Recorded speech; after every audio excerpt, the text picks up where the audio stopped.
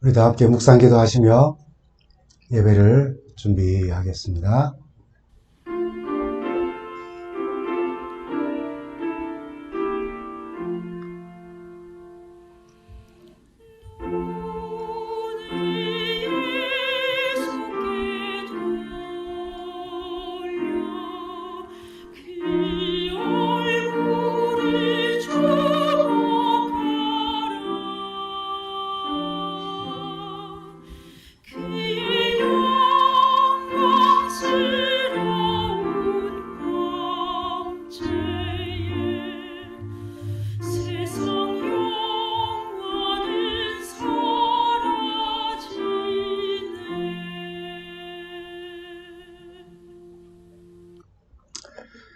성도 여러분, 한 주간 잘 지내셨습니까?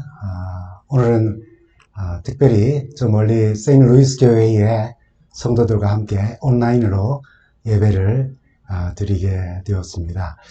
오늘 제가 전할 말씀은 세상의 빛이 되기 위하여 필요한 일이란 무엇일까라고 하는 그런 제목으로 말씀을 드립니다. 세상의 빛이 되기 위하여 며칠 전에 접한 뉴스 기사입니다. 한 장의 사진과 함께 그 기사의 제목은 하나가 1억짜리 금화 와르르 미 농장서 무더기 발견이라고 하는 그런 제목으로 기사가 실렸습니다. 기사의 내용은 켄터키주의 한 농장에서 1850년에서 1862년 사이에 주조된 금화와 은화 700여 개가 발견되었다는 뉴스입니다. 아마 남북전쟁 때 묻혔던 것으로 추정되는 이 금화와 은화는 그 하나의 가치가 약 1억 원에 달할 것이라는 그런 분석이 나왔습니다. 물론 전쟁통에 돈을 쓸 수 없었기에 그 돈을 묻을 수밖에 없었겠지만은 이렇게 많은 금, 은, 주화를 소유하고 있었던 이유가 뭘까요? 사용하지 않고. 금이기 때문에 금화로서 몇 불 하는 그 가치보다는 그냥 금으로 녹여서 판매하거나 그냥 보관하거나 이렇게 하는 것이 훨씬 더 가치가 있기 때문입니다. 대학에서 경제학을 공부할 때에 그레샴 법칙이라고 하는 것을 배웠습니다. 토마스 그레샴이 한 말인데요. 그레샴 법칙이라고 해서 악화가 양화를 구축한다라고 하는 말입니다. 그 당시 제가 구축한다는 말을 더 강화시킨다라고 하는 의미로 잠깐 이해했던 그런 부끄러운 경험이 떠오릅니다. 16세기 우리 영국 당시 투더 왕조의 재무관이었던 존 그레샴이 한 말인데요. 쉽게 풀이하면 나쁜 화폐가 좋은 화폐를 몰아낸다, 없앤다라고 하는 그런 뜻입니다. 당시 영국 정부는 정부의 수입을 늘리기 위한 방법으로 세금을 걷어들이거나 더 올리지 않고 지출을 줄이려고 합니다. 그게 뭐냐면은 금과 은의 함량을 줄여서 주화를 발행하기 시작한 거죠. 금의 함량이 높은 진짜 순금화와 그 동이나 철 같은 것들을 섞은 합금주화를 여러분이 만약에 가지고 있다면은 물건을 사고 파는 일에 어떤 주화를 사용하시겠습니까? 당연히 합금주화를 사용하고 순수한 금화는 재산으로 아마 보유할 것입니다. 금의 함량이 아주 낮은 금화만 유통되면서 양화, 굿머니라고 하는 것은 유통에서 사라지는 것이죠. 우리나라에서도 과거에 10원짜리 그 동전이 구리 65%와 그리고 아연 35%를 섞어서 주조되었는데 동전 한 개의 액면 가치는 10원이지만은 그것을 녹여서 구리와 아연으로 분리하여 팔면은 약 40원가량을 벌 수 있다는 것입니다. 그래서 10원짜리 실제 가치가 40원이 되니까 단속에도 불구하고 많은 사람들이 동전을 대량으로 사들인 뒤에서 시장에서 물건을 사고 파는 일에 사용하는 것이 아니라 녹여서 팔아서 큰 이익을 남기는 그런 범죄가 기승을 부렸다는 그런 소식도 있습니다. 요즘 실제 금, 은으로 주화를 만들어서 교환 수단으로 기념 주화로는 만들지만은 교환 수단으로 사용하지 않기 때문에 이 말은 화폐 또는 주화에 적용하는 일이 아니라 다른 분야에 널리 적용이 되고 있습니다.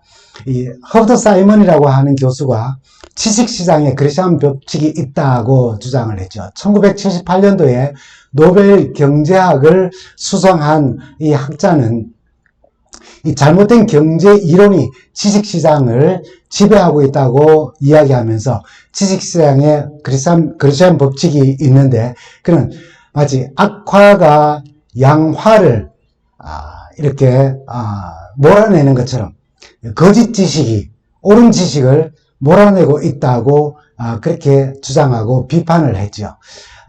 그보다 훨씬 이전에 제임스 프라이스라고 하는 학자가 있었습니다. 정치판에 그리스도한 법칙이 있다고 이야기했죠. 100년 전에 이미 영국 옥스퍼드 대학의 민법학자인 제임스 프라이스는 정치판에 그리스도한 법칙을 이야기합니다. 그는 자신의 책 왜 훌륭한 인물은 대통령으로 선출되지 못하는가라고 하는, 지금 제가 뭐 정치 이야기를 하려고 하는 말씀입니다. 아닙니다. 그가 이야기한 겁니다. 왜 훌륭한 인물이 대통령으로 선출되지 못하는가라고 하는 그 책에서 이렇게 말하죠. 경쟁, 이전 투구, 이런 정당 정치에 본질상 정말 훌륭한 인물이 지도자로 선출되기는 정말 어렵다는 것입니다. 국정 운영을 잘하는 대통령의 자질, 그것보다도 당장 선거에서 이길 수 있는 후보를 선호하는 정치 과정에서 이런 문제점이 있다는 것입니다. 그래서 2013년도에는 UC 데이비스의 정치학자인 셰릴 보드로라고 하는 교수는 아예 이렇게 말했습니다. 나쁜 정치가 좋은 정치를 몰아내는 그레시안 법칙이 정치에 있고 그것이 작동한다라고 이야기합니다. 그뿐 아닙니다. 사실 이제는 우리 일상생활 속에서도 이 그레시안 법칙이 있습니다. 예를 들면은 정품을 우리가 사는 것보다는 값싼 모조품이나 짝퉁 또는 복제품을 더 많이 우리가 사고 그것이 계속 유통되면은 정품은 설 곳을 잃게 된다는 것입니다. 실력 있고 청렴한 공직자가 도태되고 권물술수에 능한 그런 사람들이 공직사회에 남게 된다는 것입니다. 성적을 우선으로 하는 그런 교육 형태가 극성을 부리면은 학교 교육보다는 학원을 선호하고 사교육비가 증가되는 그런 현상이 일어난다는 것이죠. 시청률을 우선으로 하다가 보니까 막장 드라마가 건전한 가족 드라마보다 인기가 높고 더 많이 방송되기에 작가들도 건전한 드라마를 만들기보다는 막장 드라마를 더 많이 만들어낸다는 겁니다. 인터넷에도 댓글 문화가 있는데 좋은 댓글보다는 아주 악성 댓글이 더 많이 강하게 활성화되면은 좋은 댓글들은 인터넷상에서 점점 사라지게 된다는 것이죠. 그래서 나쁜 것들이 왕성하게 나타나면은 좋은 것들의 영향력이 점점 그 영향력을 잃고 사라지게 되는 현상을 말할 때에 사용하는 일반 관용구로서 그리스도한 법칙, 그래서 악화가 양화를 구축한다, 쫓아낸다, 없애버린다라고 하는 말을 사용하는 것입니다. 여러분, 이것은 그냥 멀리 볼 필요 없습니다. 우리 일상생활 속에 나를 통하여서도 나타내요. 나쁜 습관을 여러분 가지고 있으면은 그 나쁜 습관이 더 활성화되면서 좋은 습관은 내 삶 속에서 점점 사라지는 그런 경험들을 우리 하고 있지 않습니까? 그런데 이런 세상을 어떻게 우리가 살아야 할지 주님은 본문에 우리에게 이렇게 말씀을 합니다. 너희는 세상의 빛이다 라고요. 주님은 제자들과 무리를 향해서 너희는 세상의 빛이라고 그렇게 말씀하십니다. 악으로 인해서 선한 영향력이 점점 약해지는 그런 세상에서, 그런 세상살이에서 어둠을 밝히는 선한 영향력을 끼치며 살라는 그런 권고의 말씀이죠. 근데 여러분, 당시 주님의 말씀을 경청하던 사람들이 이 말씀을 들으면서 어떤 생각을 하였을까요? 지금 여러분들은 너희는 세상의 빛이다 라고 하는 이 예수님의 말씀을 들으며 성경의 말씀을 읽으며 어떤 생각이 듭니까? 예수님의 말씀을 듣던 그 당시 제자들이나 무리들 모두 다는 아닐지라도 대부분 사람들은 그 사회에 어떤 영향력을 끼치는 그런 사람들이 아니었어요. 비록 도덕적이고 양심적이며 그리 악하지 않는 삶을 살았다 할지라도 세상을 비추는 빛된 삶을 사는 그런 사람들은 아니었다는 것입니다. 정치적 권력을 잡고 있는 사람들이 아니었어요. 재력이 있어서 어떤 단체를 조직하여서 그 지역사회에 영향력을 끼치는 그런 사람들이 아니었다는 겁니다. 특정 분야에서 두각을 드러내어서 학문적 성취를 이루거나 여론을 주도하는 그런 영향력이 있는 사람들이 아니에요. 유대 종교 안에서조차도 소외받는 그런 사람들이었고 종교적 힘을 가진 제사장들이나 뭐 바리새인들을 뭐 장로들에게 오히려 치여서 사는 그런 사람들이었습니다. 주님의 말씀을 듣기 위해 모인 이 사람들은 그저 평범한 민초들이었어요. 학문적으로, 정치적으로, 경제적으로, 사회적으로, 신앙적으로 무슨 업적을 남기며 빛을 발하는 그런 사람들이 아니었다는 말이었죠.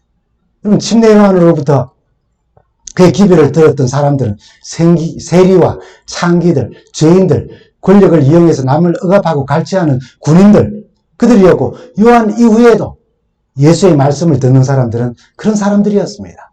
아마 세상의 빛이라는 소리를 들은 사람들은 당시 종교적으로 모범생인 소위 당시의 율법을 또 필사하고 잘 가르치고 해석하고 하나님을 잘 섬긴다고 자부하는 뭐 서기관이나 바리새인이나 율법학사나 뭐 제사장이나 장로들이나 뭐 종교 지도자들이라고 생각하지 않았을까요?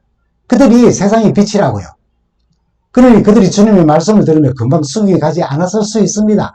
이해가 잘 되지 않았을 거예요. 오히려 부담이 더 컸을 수도 있습니다. 지금 우리가 이 말씀을 들으며 너희는 세상의 빛이다, 소금이다 라고 할 때 자신의 삶을 돌아볼 때 좀 약간 살짝 당황하지 않습니까?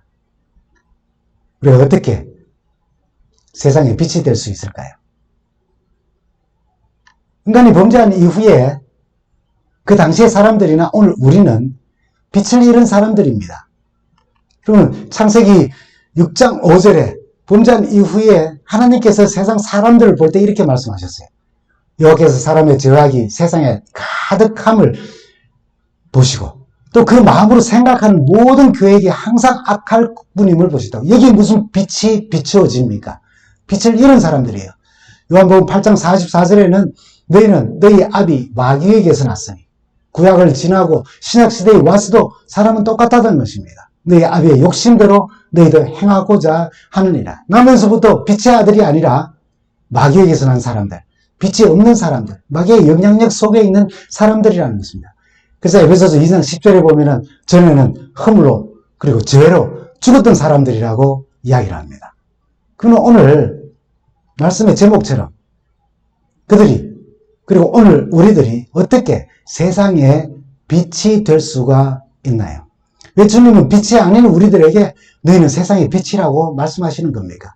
그래 능력이나 지혜나 권세를 얻어서 도덕적으로 뭐 윤리적으로 종교적 그런 선행을 통하여 세상을 비추는 빛으로 뭐 이렇게 인정받는 것보다 더 중요한 사실이 있어요.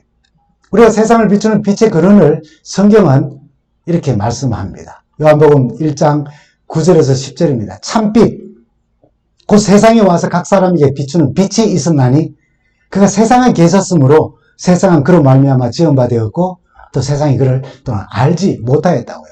분명히 참빛이 있는데 세상에 오신 빛이라고요. 창조 사역에 함께 하셔서 세상이 그로 말미암아 지은 바 되신 분, 그가 누구입니까? 바로 예수 그리스도이십니다. 요한복음 8장 12절에는 예수께서 또 말씀하여 이르시되 나는 세상의 빛이니 라고 하셨어요. 그렇게 빛 대신 주님께서 오셔서 이 세상의 빛을 비추시자 그 결과는 마태복음 4장 16절에 어둠에 앉아있는 백성이 큰 빛을 보았고 그늘진 죽음의 땅에 앉은 사람들에게 빛이 빛이었다라고 말합니다. 예수님만이 참빛이십니다. 주님은 어두운 가운데 그리고 죽음의 땅에 앉아있는 사람들에게 빛이 되셨습니다. 그럼 주님이 세상의 빛이신데 우리가 어떻게 세상의 빛이 되며 우리가 어떻게 세상을 비추며 빛된 삶을 살 수 있는 것일까요? 요한복음 8장 12절에 조금 전에 우리가 읽었던 말씀 나는 세상의 빛이다 하신 그 주님은 이어서 세상에 빛이 되는 삶을 이렇게 말씀하셨습니다. 나는 세상의 빛이니 나를 따르는 자는 어둠에 다니지 아니하고 생명의 빛을 얻으리라 라고 하셨어요. 주님을 따름으로 우리는 빛을 얻는데 그 빛은 생명의 빛이라고 말씀하여요. 그래서 본문 마태복음 5장 16절에는 착한 행실로 주님을 따르는 모습이 나타나고 생명의 빛을 발하는 모습이 착한 행실로 나타난다고 말하는 것입니다. 주님은 빛을 잃지 않는 삶을 우리에게 권고하세요. 요한복음 12장 36절에 이렇게 말합니다. 예수께서 이르시되 아직 잠시 동안 빛이 너희 중에 있으니 빛이 있을 동안 다녀 어둠에 붙잡히지 않게 하라. 너에게 아직 빛이 있을 동안에 빛을 믿어라. 그러면 빛의 아들들이 되리라 라고 하십니다. 빛과 동행하며 어두움에 붙잡히지 말고 어둠의 자식이 아닌 빛의 자녀들이 되라고 말씀하셔요. 그럼에도 그렇게 분부하심에도 요한복음 3장 19절에서 20절 말씀 보면 주님의 책망의 소리를 우리는 또한 듣게 됩니다. 정죄는 이것이 곧 빛이 세상에 왔으되 사람들이 자기 행위가 악함으로 빛보다 어둠을 더 사랑한 것이니라. 악을 행하는 자마다 빛을 미워하여 빛으로 오지 아니하나니 이는 그 행위가 드러날까 함이라. 빛보다 어두움을 더 사랑하니 빛을 미워하기까지 하면서 빛으로 향하여 오지도 가지도 않는다고 책망하신 것입니다. 어둠이 아닌 빛을 사랑하며 빛으로 향하여 가야 하는데 자꾸 어둠에 붙잡혀서 어둠 가운데 살아가는 삶. 그런 우리가 빛 가운데 살며 받은 빛을 비추며 나누는 삶에 대하여 요한은 세상의 빛이 된 우리의 모습을 또한 이렇게 묘사합니다. 요한에서 2장 9절에 있는 말씀입니다. 빛 가운데 있다 하면서도 그 형제를 미워하는 자는 지금까지 어두움에 있는 자요라고요. 그럼 반대로 읽으면은 형제 자매를 사랑하는 것이, 사귀는 것이, 마음 깊이 그들을 생각하는 것이 정말 쉽지 않은 경우가 참 많이 있지만은 조금씩 마음을 열고 미움을 내려놓고 주님과 동행함으로 얻는 그 빛을 용서와 받아들임과 배려와 이해라고 하는 과정을 통해서 사귐과 사랑을 나누는 일이 바로 빛을 받아서 살아가는 사람들의 삶이라는 것입니다. 사도 바울은 당시 종들을 권면하며 종들도 빛 가운데 거하는 삶을 살 수 있다는 사실을 디도서 2장 9절과 10절에서 이렇게 말합니다. 종들은 자기 상절에게 범사에 순종하여 기쁘게 하고 거슬러 말하지 말며 훔치지 말고 오히려 참된 신실성을 나타내라. 이는 범사에 우리 구주 하나님의 교훈을 빛나게 하려 함이라고요. 그런 삶을 통해서 하나님의 교훈이 빛나게 된다는 것입니다. 이 권면은 사실 오늘 우리 모든 인간관계 속에 적용될 겁니다. 지금은 종과 상전의 관계 없지 않습니까? 우리는 어느 공동체에 속합니다. 그것이 직장이든 무엇이든 어느 공동체에 꼭 속하게 됩니다. 모든 관계에 신실함으로 행하는 것은 빛을 발하는 삶이에요. 직장이든 어떤 공동체에 속해 있든 항상 기쁘게 일하고 상식에 좀 어긋나고 기분이 상한다고 험한 말로 대꾸하거나 다투지 말고 또 자기의 유익을 위하여서 타인의 손실을 입히는 훔치는 일들, 그런 일들을 하지 말고 인간관계에서 온전히 신실한 삶을 나타내는 것은 우리에게 주신 빛, 하나님의 교훈의 빛을 우리의 삶을 통해서 더 환하게 하는 일이고 그 빛의 근원이신 주님을 더 잘 드러내는 일이라고 말하는 것입니다. 사도 바울은 또한 아주 중요한 빛된 삶에 대하여서 자신의 경험을 통해 이렇게 또 설명을 합니다. 사도행전 13장 47절에 있는 말씀입니다. 주께서 우리에게 명하시되 내가 너를 이방의 빛으로 삼아 너로 땅끝까지 구원하게 하려 하는 그런 사역에 부르셨다는 것입니다. 과거 이스라엘 백성들에게 이사야 선지자를 통해서 이사야 60장 1절에 일어나라 빛을 발하라 라고 그들에게 말씀하실 것처럼 이제 주께서 신약에서 바울을 부르시며 또한 우리에게 명하시고 내가 너를 이방의 빛으로 삼아 복음의 빛을 비추는 그런 일꾼으로 우리를 부르셨다는 사실을 다시 한번 상기하고 있는 것입니다. 주님 크신 사랑 안에서 정말 미움을 내려놓고 주님 사랑 안에서 용서하며 형제자매와 복음 안에서 사귐을 가지고 빛이 되라고 하세요.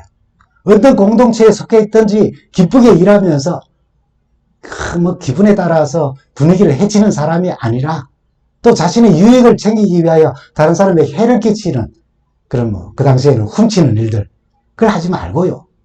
모든 인간관계에서 신실한 삶으로 우리에게 주신 빛을 더 밝히 비추는 사람이 되라고 하시며 바울처럼 우리가 온 세상을 두루다니며 성경을 가르치고 복음을 전하지는 않더라도 우리가 있는 곳에서 때를 얻든지 못 얻든지 하나님의 은혜와 주님 십자가 사랑을 나누는 일꾼으로서 세상에 빛이 되라고 그렇게 말씀하시는 것입니다.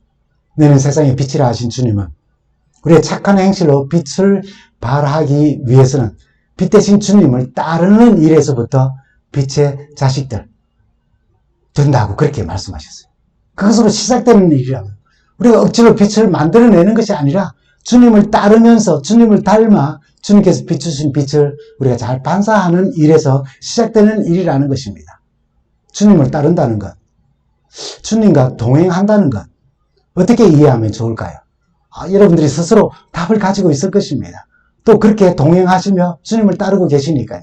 눈에 보이지 않는 주님과 동행하고 주님을 따른다는 것은 말씀을 통해서 만나는 예수님과 공동의 관심사를 가지고 살아가는 것이라고 저는 생각해 봅니다. 바울은 로마서 13장 12절에 밤이 깊고 낮이 가까웠으니 그러므로 우리가 어둠의 일을 벗고 빛의 갑옷을 입자라고 권고합니다. 주님으로 아예 옷 입자고 주님의 모습으로 살아가자고 주님과 동행하며 주님과 공동의 관심사를 가지면서 주님으로 옷 입자고까지 그렇게 이야기하며 빛을 발하는 사람들이 되자는 것입니다. 누가는 우리에게 우리 주님의 간절한 부탁의 말씀을 우리에게 이렇게 전합니다. 누가복음 11장 35절에 있는 말씀입니다. 그러므로 네 속에 있는 빛이 어둡지 않는지 좀 살펴보라고요. 얼마나 강한 열망과 열정으로 우리 빛 대신 주님과 동행하고 있는지, 빛 대신 주님으로 인해 우리의 미운 감정을 얼마나 내려놓으며 형제와 사귐을, 자매와 사귐을 가지고 있는지, 타인을 해롭게 하는 일을 멈추고 모든 인간관계에서 얼마나 신실하게 그 신실성을 나타내 보이고 있는지, 하나님의 사랑을, 십자가 복음을 다른 사람들과 얼마나 열심히 열정적으로 나누고 있는지, 그 빛이 어두워지고 있지 않는지 살펴보라고 말씀하신 겁니다. 여러분, 이 빛은 우리가 비춰야겠다는 결심으로 빛을 발하는 것이 아닙니다. 과학의 힘으로 빛을 우리가 많이 발견하고 또 발명했어요. 그래서 막 어둠을 우리가 스스로 밝힙니다. 그런 뭐 랜턴이나 뭐 지금 우리가 전등 아래에 있는 이런 것처럼 이런 것들이 있어요. 이것처럼 예수로부터 우리가 받는 빛도 그렇게 우리가 뭐 껐다 켰다 하면서 할 수 있는 것으로 오해하기 쉬운데 그건 다 외식입니다. 빛은 빛이 있음으로 스스로 존재함으로 세상을 밝힙니다. 그게 바로 빛의 특성인 것입니다. 억지로 그런 척 하며 내는 그런 빛이 아니라는 겁니다. 마태복음 5장 14절부터 16절 오늘 우리의 본문 말씀이죠. 너희는 세상의 빛이라 산 위에 있는 동네가 숨겨지지 못할 것이요. 예, 빛이니까요. 그 빛이 가는 곳은 숨길 수 있는 것이 아무것도 없다는 것입니다. 사람이 등불을 켜서 말 아래, 그러니까 대박 속에 감추지 않는다면은, 그래서 등경 위에 둔다면은 집안 모든 사람에게 비친다고요. 16절에는 이같이 너희 빛을 사람에게 비치게 하여 그들로 너희 착한 행실을 보고 하늘에 계신 너희 아버지께 영광을 돌리게 하라라고요. 그리고 빛을 감추기 위해서 억지로 대박 속에 빛을 두지 않는다면은 온 동네도 집안의 모든 사람들에게 자연히 비치게 된다는 것입니다. 용서와 사귐과 인간관계의 신실함과 복음과 하나님의 사랑이 나누는 그런 착한 행실은 빛이 있다면은 그 빛을 통하여 저절로 비추게 된다는 것입니다. 여러분, 그럼에도 빛과 어두움을 두고 우리는 참 왔다 갔다 합니다. 어떤 때는 어둠 속에 있는 게 훨씬 편하지요. 뭐, 여러분 생각할 겁니다. 불 끄니까 잠 못 자요. 라고. 그런 걸 이야기하는 거 아닌 거 알지 않습니까? 좋아했다, 싫어했다, 가까이 했다, 멀리 했다. 그렇게 하고 있지 않습니까? 여러분, 이 밸런스 게임이라고 하는 거 들어보셨죠? 왜 이런 이름이 붙여졌는지는 잘 모르겠습니다만 TV 예능에 두 남녀를 두고 사귈 때에 서로 얼마나 잘 맞는지를 알아보기 위해 서로 대조되는 두 어떤 뭐 물체라든지 아니면 일이라든지 그런 것들을 불러주고 동시에 말하게 하여서 선택하게 하여서 서로의 취향이 어떠한지 잘 맞는지 알아보는 그런 게임입니다. 이 게임 이름은 낯설지만 내용은 우리가 다 잘 알고 있는 게임이죠. 다시 여러분 한번 보십시오. 뭐 이런 것들입니다. 짜장면이냐 짬뽕이냐. 그럼 하나 둘 셋 하면은 한쪽에서는 짜장면하고 한쪽이 짬뽕 하면은 이거 취향이 서로 다른데 그렇게 됩니다. 비빔냉면이냐 물냉면이냐. 뭐 여름이냐 겨울이냐.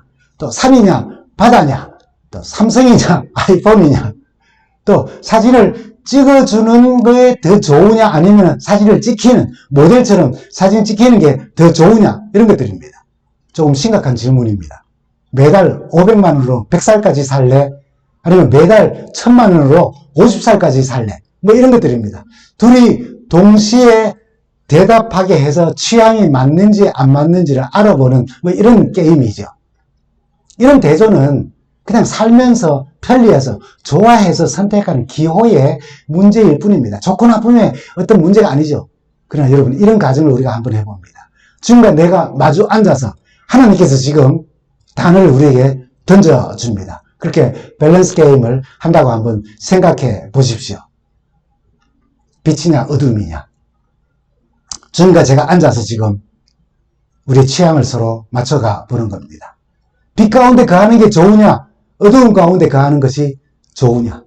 주님과 동행하는 것이 정말 좋고 그렇게 하기를 원하고 그렇게 하고 있느냐 아니면 사탄과 지금 동행하느냐. 세상을 빛으로 환하게 하며 살기를 원하느냐 아니면 세상의 이 어둠을 더 어둡게 하면서 사는 것이 더 좋으냐라고.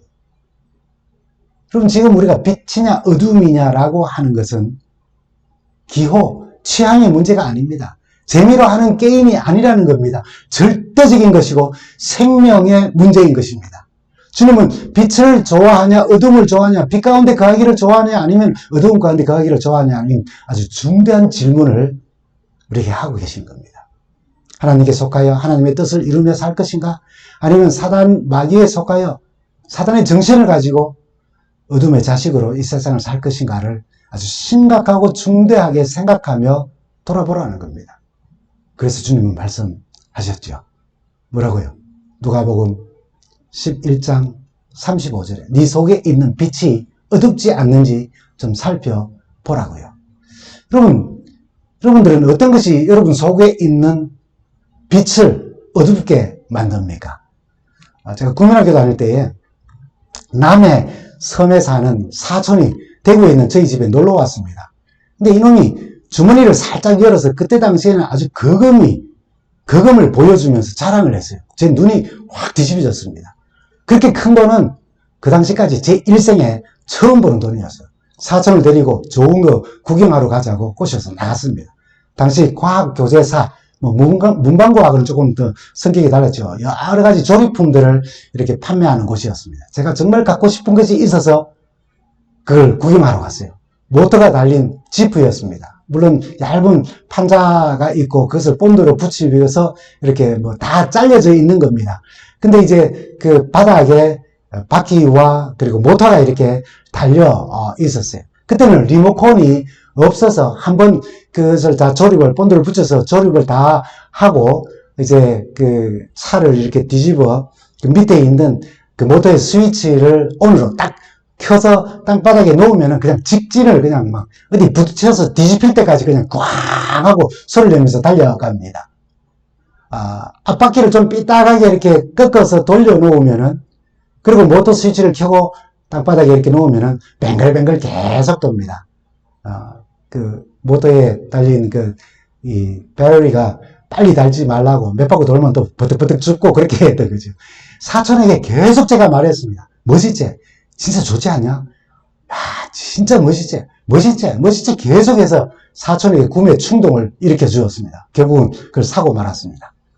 그 돈의 출처를 고모님이 어렵게 저희 아버님께 전화를 통하여서 제가 알게 되었습니다. 고모님이 남해에서 조그만 마늘밭에서 일하시며 번 돈을 사촌에게 지어주며 대구에 그 준이 집에 계시는 할머니에게, 이게 준이는 저를 말합니다. 할머니 집에 잘 전하라고 그렇게 하신 거예요. 근데 그 말은 입 밖에도 내지 않고 돈 자랑만 했기 때문에 비록 어렵지만은 그 거금을 보는 순간 내 속에 있는 빛은 어두워지기 시작한 겁니다. 사촌을 꼬셔서 할머니에게 전할 돈을 모터 달린 지프를 사는데 사용하고 말았던 겁니다. 여러분, 이거 뭐 우스갯소리 들을 수 있어요. 지금도 여전히 제 속에는 제 마음속에 있는 빛을 어둡게 만드는 일들이 참 많이 있습니다. 여러분들은 어떠합니까? 이렇게 연약한 우리가 세상에 빛이 되기 위하여 어떻게 해야 할까요? 주님이 우리에게 빛을 비추셔서 그 빛을 우리가 반사하는데도 우리 삶이 빛이 된다는 것이 참 어려운 빛을 어둡게 만드는 많은 것들이 외부로부터 오고 또 우리 안에 있는 것입니다.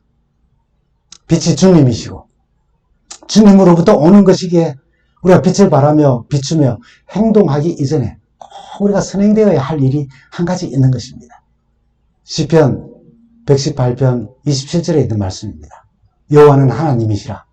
그가 우리에게 빛을 비추셨으니 밧줄로 절기 제물을 제단불에 멜지어다. 빛을 비추셨다는 것과 제물을 제단불에 매라는 것입니다. 구약 성소의 번제단 네 모퉁이에 뿔을 설치했어요. 보기에 좋아라고 한 것이 아닙니다. 그 용도를 보면은 첫 번째는 짐승을 잡아서 제사 드릴 때에 내 모서리 뿔에 제물의 피를 발랐습니다. 제단의 뿔의 피로 구속의 사랑을 기억하고 구약 사람들에게 있어서는 그리스도의 희생을 생각하게 하는 것이었습니다. 두 번째는 성전 제단의 뿔은 용서의 상징이었어요. 그 뿔을 잡으면 용서해 주었습니다. 물론 이것만 믿고 막 함부로 살인하고 범죄하는 사람도 다 살았다는 뜻은 아닙니다. 반역을 도모했던 아도니아가 제단 뿔을 잡았을 때 솔로몬이 그를 죽이지 않았습니다. 제단의 뿔을 잡는 것은 예수를 붙잡는 것과 같은 것이었어요. 세 번째는 제물을 묶어 매는데 사용되어졌습니다. 왜요? 제물이 불에 타는 동안에 튕겨서 제단 밖으로 떨어지지 아니하도록 묶게 했어요. 근데 이 사실을 시편 기자는 우리가 받은 빛과의 관계로 설명을 합니다. 다시 시편 118편 27절의 말씀을 봅니다. 여호와는 하나님이시라. 그가 우리에게 빛을 비추셨으니 밧줄로 절기 제물을 제단불에 매라고요. 조금 전에 말씀드린 것처럼 제단의 뿔은 제물이 다 타기도 전에, 제가 되기도 전에 튕겨나올 것을 방지하기 위함이었어요.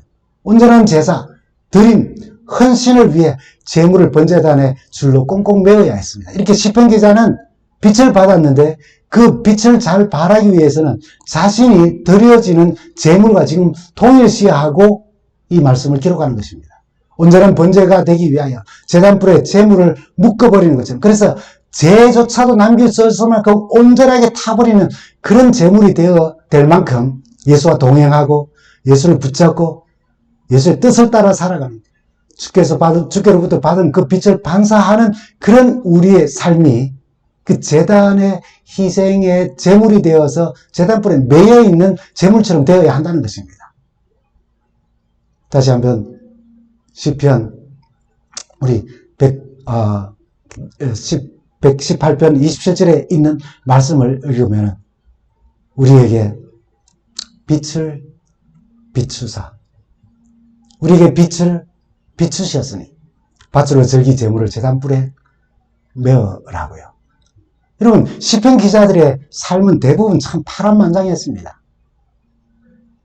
때로는 자신이 지은 죄로, 때로는 억울한 모함으로, 때로는 이유 없는 미움으로 참 고난을 받았지만 승리한 삶을 시로 고백한 것입니다. 그들의 경험들을 지금 상황으로 우리가 생각하면은 교회를 떠나고 싶고 하나님과 멀어지게 하는 것입니다. 받은 바 빛을 더 어둡게 하고 아예 어둠 속으로 들어가고 싶어 하는 그런 일들입니다. 그러나 주님과 동행하며 허락하신 빛을 비추며 사는 것을 최고의 영광으로 여겼기 때문에 그러함에도 그 빛을 잃어버리지 않도록 빛의 근원이 되시는 분에게 자신을 꽁꽁 묶어달라는 그런 의미입니다. 주님께서 우리를 향하여 세상의 빛이라고 하셨어요. 그럼 우리도 모르게 때로는 의도하며 때로는 정말 타인의 혹은 외부로부터의 어떤 압력에 의하여 불행하지만 어둠의 영에 붙잡혀 매이고 빛을 잃어버리기도 합니다. 그러하지 아니하도록 세상의 빛이 되기 위하여 주의 제단에 우리 자신을 꽁꽁 메어달라는 이 기도는 주님께 빛을 받고도 대박 속에 넣어버리거나 한 달란트 받은 사람처럼 그 빛을 땅 속에 묻어버리거나 하는 그런 행동을 하는 그런 연약한 우리에게 큰 각성과 울림과 도전을 주는 메시지인 것입니다. 주께 빛을 받고 나는 지금 어디에 매여 있는지를 생각해 보십시오.